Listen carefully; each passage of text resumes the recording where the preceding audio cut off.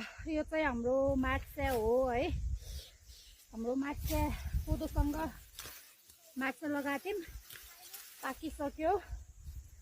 हामी यो मार्चेलाई मजाले यस्तो गरेर घरमा लैजान्छौँ, टेक्क पारेर मिट्छौँ है।